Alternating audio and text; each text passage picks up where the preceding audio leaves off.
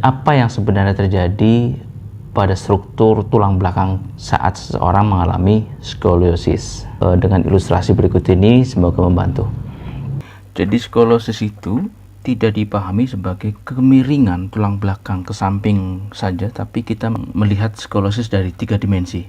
Pertama adalah ini postur normal ya, kemudian kita akan bagi, ini adalah punggung dan ini adalah area pinggang. Kemudian kalau terjadi pola skoliosis, tulang belakang ini bergerak ke arah kanan, maka disebut skoliosis kanan di area punggung dan pinggang. Ini disebut one curve, satu curve, cuman ini besar ya, dari leher sampai ke tulang ekor. Jadi pada tulang belakang itu saat dia terjadi pembengkokan seperti ini, ada couple movement, ada gerakan-gerakan lain yang terjadi pada tulang belakang adalah saat dia bergerak ke arah kiri, ya ini kiri, dia akan memutar ke arah kanan, sehingga tulang iga sisi kanan dia akan lebih melebar.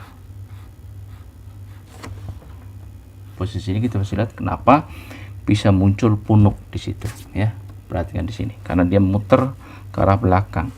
Kemudian yang terjadi pada otot-ototnya gimana? Otot-otot di sini sisi kanan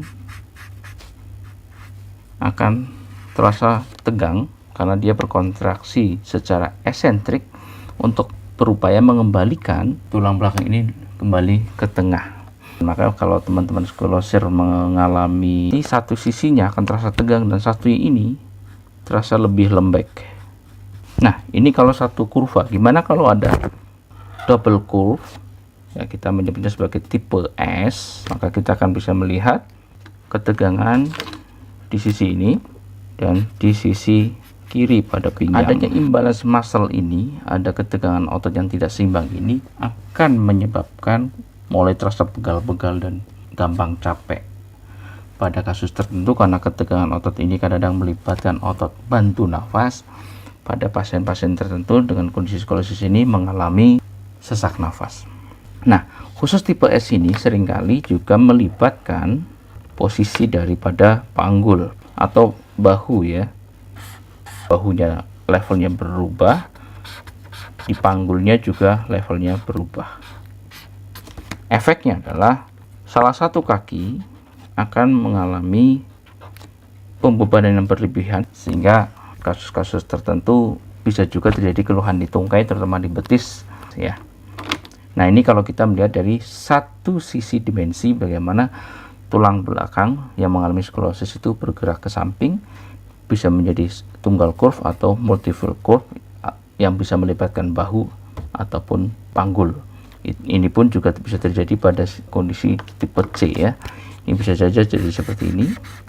Ini bisa juga lurus, bisa juga terjadi kemiringan juga. Ini pada satu dimensi. Kita akan melihat dimensi yang lain.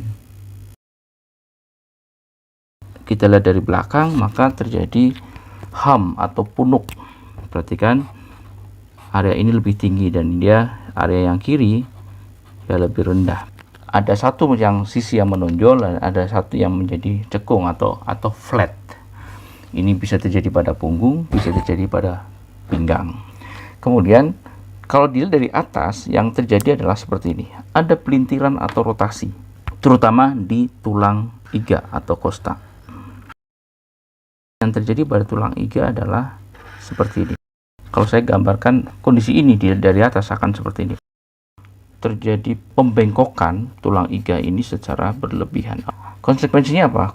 Paru-paru sisi yang kiri ini akan terganggu ekspansinya, sementara sisi yang kanan relatif lebih luas. Daya kembang parunya satu sisi ini terganggu, maka oksigennya menjadi berkurang, dia akan mudah capek, akan mudah lelah. Nah teman-teman, itu tadi gambaran singkat apa yang terjadi di struktur tulang belakang saat terjadi skoliosis. Mudah-mudahan video ini membantu.